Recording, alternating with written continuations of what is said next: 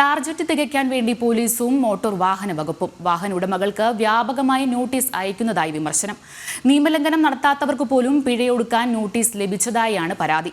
വലിയ പ്രതിഷേധമാണ് ഇതിനെ തുടർന്ന് ഉയരുന്നത്. വിവരങ്ങൾ നൽകാനായി കോഴിക്കോട് നിന്ന് ദിസ്ന സുരേഷ് ചേരുന്നുണ്ട്.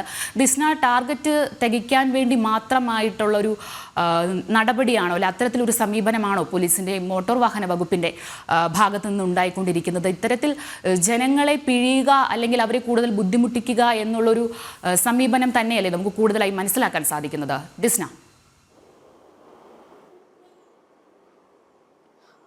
തീർച്ചയായും നേരത്തെ സൂചിപ്പിച്ചതുപോലെ തന്നെ ഈ ടാർജറ്റ് തികയ്ക്കാനുള്ള ഒരു ശ്രമത്തിലാണ് മോട്ടോർ വാഹന വകുപ്പ് എന്നൊരു ആരോപണം തന്നെയാണ് വളരെ ശക്തമായി ഉയരുന്നത്. പ്രധാനമായും കൊയിലാണ്ടി സ്വദേശി സായൂജാണ് ഇത്തരത്തിൽ പരാതിയുമായി രംഗത്ത് വന്നിരിക്കുന്നത്. അദ്ദേഹത്തിന്റെ ഉടമസ്ഥതയിലുള്ള KL40P3194 എന്ന പേരിലുള്ള ടാക്സി കാർ നോ പാർക്കിംഗ് ഏരിയയിൽ പാർക്ക് ചെയ്തു എന്ന് കാണിച്ചുകൊണ്ടാണ് ഇത്തരത്തിലൊരു നോട്ടീസ് സായൂജിനെ തേടിയെത്തുന്നത്. 500 രൂപ പിഴയടക്കണമെന്നാണ് ആ നോട്ടീസിൽ വ്യക്തമാക്കുന്നത്. ഇതുമായി ബന്ധപ്പെട്ട സായൂജ നിരവധി തവണ MVDA ഉൾപ്പെടെ പോലീസിൽ ഉൾപ്പെടെ ബന്ധപ്പെട്ടെങ്കിലും സായൂജിന് കിട്ടിയ മറുപടി വളരെ വിചിത്രമായിരുന്നു എന്ന് തന്നെയാണ് ഏറ്റവും വലിയ വസ്തുത.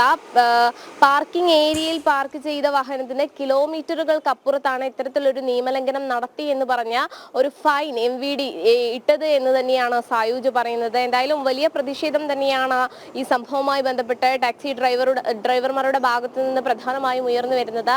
നമുക്കറിയാം, പലപ്പോഴും ഇത്തരത്തിൽ ആളുമാറിയൊക്കെ തന്നെയും ഫൈൻ നൽകുന്ന ഒരു സംഭവം MVDയുടെ ഭാഗത്ത് നിന്ന് ഉണ്ടാവുന്ന ഒരു സാഹചര്യമുണ്ട്. അത്തരത്തിൽ സായൂജിനും ഇത്തരത്തിൽ MVD ഫൈൻ നൽകിയിരിക്കുകയാണ്. ഇതിനെതിരെ നിയമ പോരാട്ടം നടത്തുമെന്ന് തന്നെയാണ് സായൂജിന്റെ ഭാഗത്ത് നിന്ന് നമുക്ക് അറിയാൻ സാധിച്ചിട്ടുള്ളത്.